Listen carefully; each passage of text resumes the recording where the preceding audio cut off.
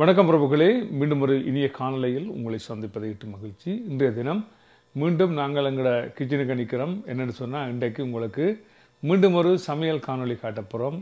அதாவது ஸ்ரீலங்காவில் இருக்கிற நேரத்தில் நாங்கள் சாப்பிட்ட ரோஸ் பான் எப்படி செய்கிறதுன்றதை தான் இன்றைக்கு காட்ட போகிறோம். இந்த ரோஸ் பானை விரும்பாத நீங்கள் யாருமே இருக்க மாட்டீங்க. அது எப்படி செய்கிறதுன்றதை ஸ்டெப் பை ஸ்டெப்பாக உங்களுக்கு நான் இன்றைக்கு காட்ட போகிறேன்.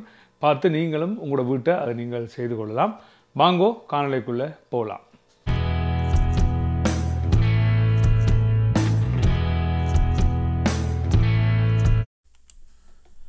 இந்த ரோஸ் பான் செய்கிறதுக்கு என்னென்ன தேவைன்னு சொல்லி பார்ப்போம். முதல்ல வெள்ளை கோதுமை மா எடுத்துருக்கிறோம். நாங்கள் ஊரில் பாய்ப்போம். அந்த கோதுமை ரெகுலராக நாங்கள் பூட்ட வைக்கிறதுக்கெல்லாம் பாய்ப்போம் இல்லை, அந்த மா. அதே மாதிரி ஓம் வாட்டர், உப்பு, சீனி, ஈஸ்ட், மற்றது ஒரு முட்டை. இவ்வளவு தான் நாங்கள் எடுத்திருக்கிறோம். இப்போ நாங்கள் என்ன செய்கிறோன்னு சொல்லி பார்ப்போம். இப்போ என்ன செய்ய போகிறோம்னு சொன்னால், இந்த ஓம் வாட்டர் எடுத்து ஈஸ்ட்டோட கலந்து வைக்க போகிறோம். என்று சொன்னால் ஈஸ்ட் ஒரு கொஞ்ச நேரத்தில் இந்த ஆக்டிவ் ஆகிரும். இப்போ அதுக்காண்டி ஈஸ்ட்டை நாங்கள் கலந்து வைக்க போகிறோம். வச்சு போட்டு இப்போ என்ன செய்ய போகிறோம்னு சொன்னால், இந்த மாவுக்குள்ளே நாங்கள் தேவையான எல்லாவற்றையும் கலக்க போகிறோம். மாவுக்குள்ளே நாங்கள் இப்போ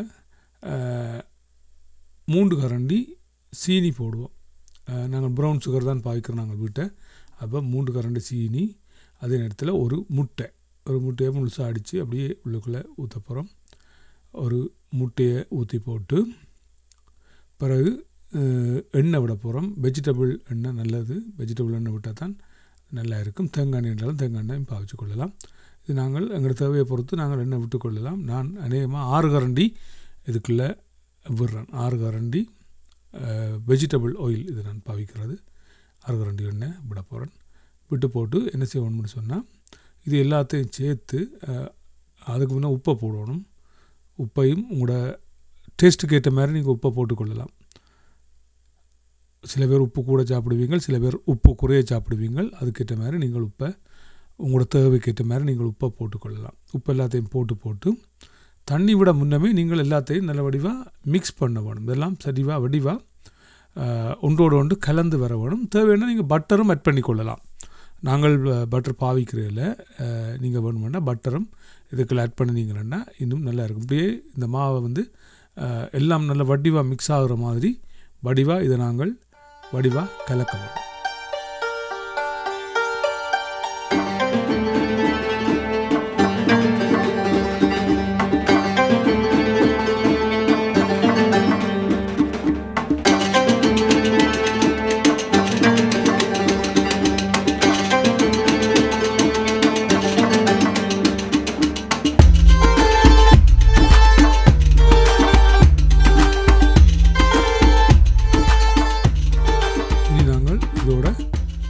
தண்ணியை விடலாம். நாங்கள் இப்போ நாங்கள் அந்த கலந்து வச்சுருக்க ஈஸ்ட்டை இப்போ அதுக்குள்ளே போட போகிறோம்.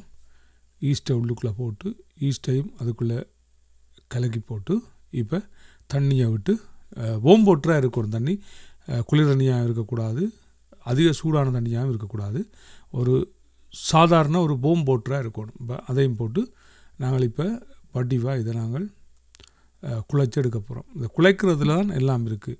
பான் நாங்கள் எப்படி இதை குழைச்செடுக்கிறோமோ அந்த பதத்தில் தான் அந்த பான் நல்ல வடிவாக வரும். நீங்கள் இப்போ இது சாதாரணமாக கடையில் வாங்குகிற பானை விட இது ஹெல்த்தியானதாக இருக்கும். என்ன சொன்னால், கடையில் வாங்குறதுக்குள்ள வேறு என்னென்னலாம் ஆட் பண்ணிட வேண்டியது எங்களுக்கு தெரியாது. இது நாங்கள் எங்களோட வீட்டு தேவைக்கு செய்கிறதுக்கு இப்படி தான் செய்கிறது. சாதாரண யாழ்ப்பாணத்தில் பேக்கரியில் இப்படி தான் எல்லாம் செய்கிறவை. எல்லாம் இப்போ வடிவாக பாருங்க, குழைப்பட்டு எல்லாம் குழைச்சி எடுத்தாச்சு. குழைச்சி எடுத்ததை இனி என்ன செய்யணும், இன்னும் குழைச்சி முடியலை. இனி இதில் போட்டு நாங்கள் நல்ல வடிவாக அதை குழைச்சி எடுக்கணும். ஒரு குறைஞ்சது ஒரு 15 நிமிஷத்துக்கு மேலே என்றாலும் நீங்கள் இதை குழைக்கிறதுக்கான டைம் எடுக்க வேணும். அப்போ தான் இந்த மா வடிவாக குழைப்பட்டு வரும். உங்களால் எவ்வளவுக்கு முடியுமோ அவ்வளோத்துக்கு ஏற்ற மாதிரி கையால் குழைக்கணும்.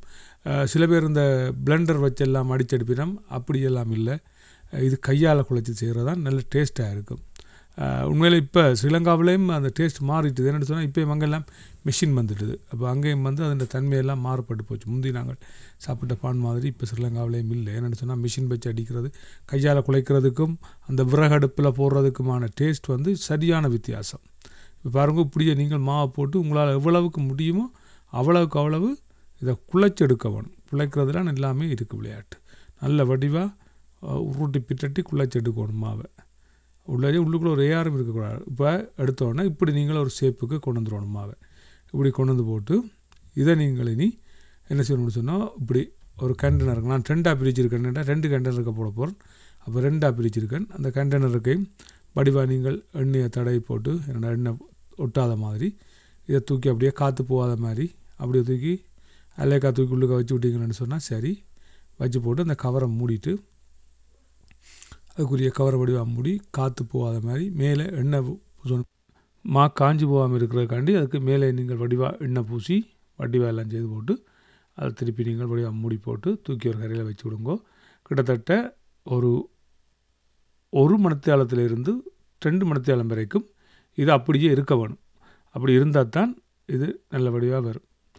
இதை அடுத்ததை நாங்கள் என்ன செய்ய போகிறோம்னு சொன்னால் அடுத்ததையும் வடிவாக தேங்காய் போட்டு மூடி வைக்க போகிறோம். மூடி ஒரு 1.5 மணித்தியாலத்துக்கும் அல்ல 2 மணித்தியாலத்துக்கு பிறகு திரும்பவும் என்ன நடக்குதுன்றதை நாங்கள் பார்த்துக்கொள்ளலாம்.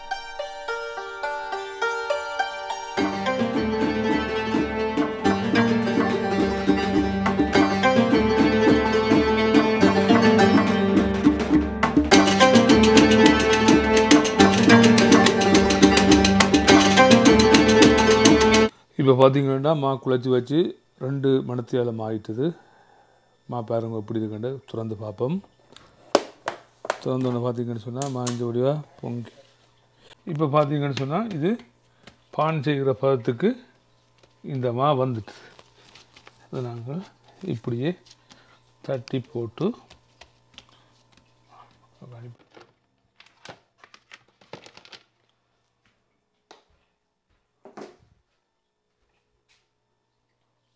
இதையும் நாங்கள் இருக்கா இப்படி குழைப்போம்.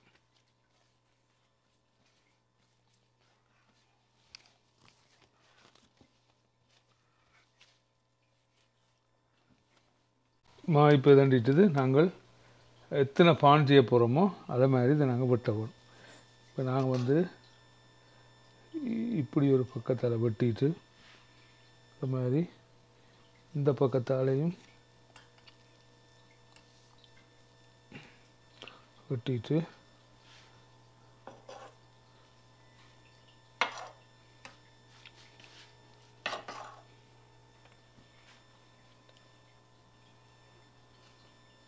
இப்படி 4 துண்டாக வந்துட்டு இதையும் இன்னொரு 4 துண்டாக்க போகிறோம். பார்த்தீங்கன்னா தெரியும். இதோ இப்படி 4 துண்டுகள் ஆக்கிட்டு சரியான அளவில் வேணுமெண்டா நீங்கள் திராஸ் வச்சு நீங்கள் அளந்துட்டு செய்யலாம். நான் இப்போ எங்களோட வீட்டில் சாப்பிட்றது தானே அதில் அளவு தேவையில்லைன்னுட்டு ஒரு அளவில் செய்கிறேன்.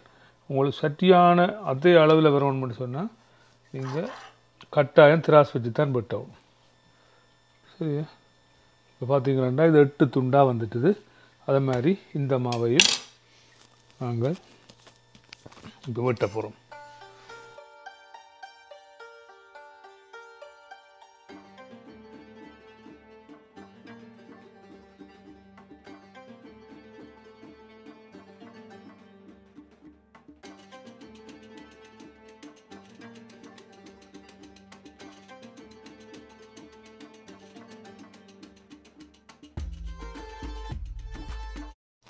ஒரு கூடுதலாக பேக்கரி வழியை நிறுத்து தான் மாவு எடுப்பினோம். என்னென்னு சொன்னால் அவைக்கு சட்டியாக அந்த நிறையில் பான் இருக்கணும். ஆனால் இது நாங்கள் இப்போ வீட்டில் சாப்பிட்றது தானே, அப்போ அதால் எங்களுக்கு அந்த அளவில் இது இருக்கணுமென்று சொல்லி இல்லை. சரி, இப்போ எல்லாம் இப்போ வெட்டியாச்சு. இப்போ நாங்கள் வெட்டி போட்டு நாங்கள் அந்த ரோஸ்ட் பான் செய்ய போகிற அந்த ரேயை பார்த்தீங்கன்னா தெரியும் உங்களுக்கு. இந்த அளவுலாம் நாங்கள் ரோஸ்ட் பான் செய்ய போகிறோம். இப்போ இந்த ரோஸ்ட் பானுக்கு முதல் இதுக்குள்ளே நாங்கள் என்ன செய்ய போகிறோம்னா இதுக்கு எண்ணெய் பூச போகிறோம் தட்டுக்கு. என்னென்னு சொன்னால் பான் ஒட்டி பிடிக்காமல் இருக்கிறதுக்கு நாங்கள் இதுக்கு லைட்டாக இப்படி எண்ணெய் பூசி விடுவோம். எல்லா இடம் பூசிட்டு 2 ரேயில் செய்ய போகிறோம் பான். இது ஒரு ரே, இது அடுத்த ரே. அதுக்கும்படி எண்ணெய் எல்லாம் பூசிட்டு நீங்கள் இந்த பான் தட்டுகள் சிலங்கால பார்த்துருப்பீங்களா எப்படி இருக்குமென்னு சொல்லி. ரைட், இப்போ ரெண்டும் தயாராக வச்சுது. இனி இந்த மாவை எடுத்து நாங்கள் இனி ரோஸ்ட் பான் செய்ய போகிறோம். பாருங்க எப்படி செய்கிறோம்ன்றதை பாருங்கள். இதுதான் இம்பார்ட்டன்ட். நீங்கள் செய்ய வேண்டியதில், ரோஸ்ட் பான் செய்ய வேண்டியதில் மெயினாக இருக்க வேண்டியது இதுதான். இதை நாங்கள் இப்படி பிடிச்சி இப்படி அமர்த்துறோம்.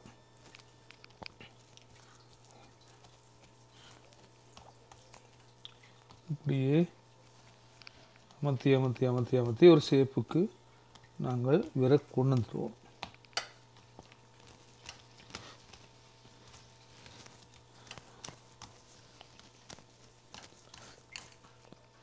அமர்த்தி போட்டு இவரை திருப்பி இதில் கொண்டு வந்து விடணும். இப்போ விட்டீங்கன்னு சொன்னால் ஒரு ரோஸ் பான் ஷேப்புக்கு இவர் இப்போ வந்துட்டார். இப்போ என்ன செய்யணும்னு சொன்னால் இவருக்கு மேலே நாங்கள் நல்ல வடிவாக இப்படி ஒன்று ரெண்டு ஒட்டாத மாதிரி எண்ணெயை பூசி போட்டு அடுத்த பக்கம் திருப்பி இவருக்கு ஒன்றோடு ஒன்று ஒட்டாத மாதிரி எண்ணெயை பிங்க.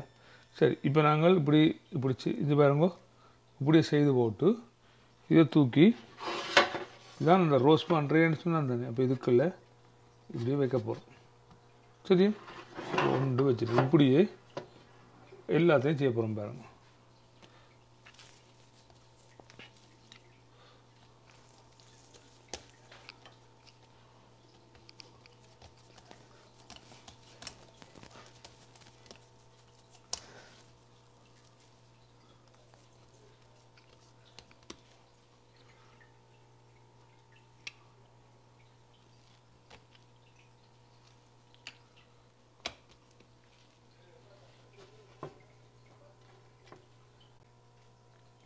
இப்போ பார்த்தீங்கன்னு சொன்னால் ஒவ்வொரு ரோஸ் பானை செய்து இது தட்டுக்களை வச்சாச்சு. தட்டுக்க வச்சா அப்புறம் என்ன செய்யணும்னு சொன்னால் இப்படி வச்சுட்டு இதுக்கு மேலே லைட்டாக எண்ணெய் பூசி விடணும். இந்த மேலால் இப்படி எண்ணெயை பூசி விட்டால் தான், பூசி போட்டு இதை திரும்பவும் நாங்கள் கொஞ்சம் நேரம் வைக்கணும்.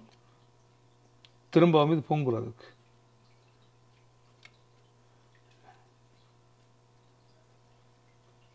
இப்படியே பூசிட்டு இதில் அப்படி இதில் வைப்போம். கொஞ்சம் நேரம் பொங்கட்டும், அடுத்ததையும் ரெடி பண்ணணும்.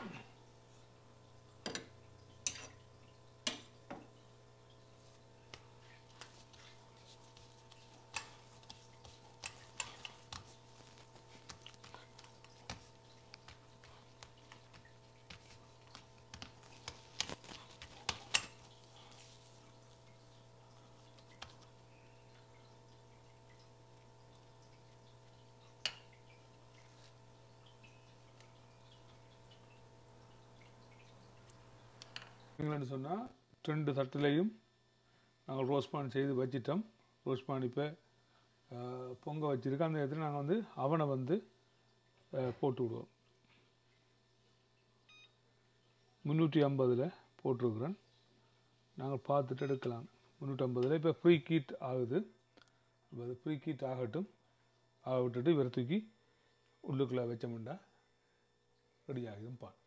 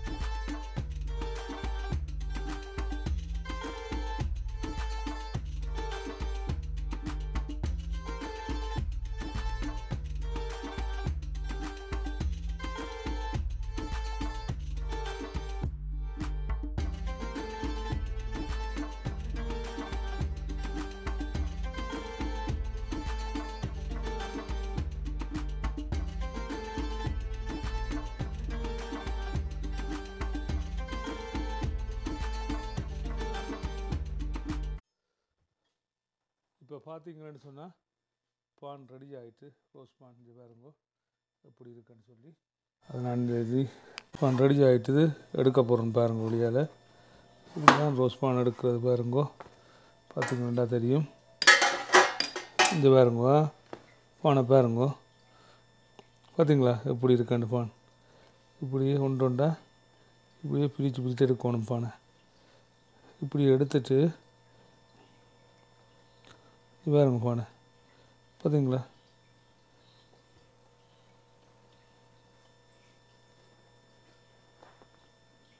சுடுது பார்த்தீங்களா? இப்படியே இது பாருங்க பானை பார்த்தீங்களா? ரோஸ் பானை.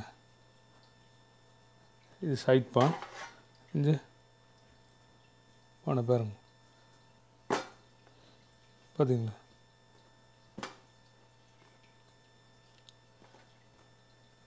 இது அடுத்த சைட் பான். இது பாருங்க பானை.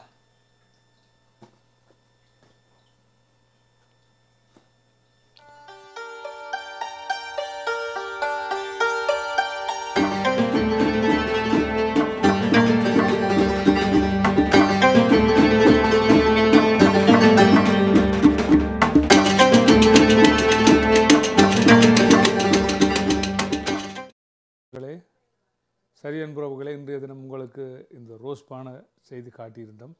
உங்களுக்கு இது பிடிச்சிருக்கும்னு நினைக்கிறோம்.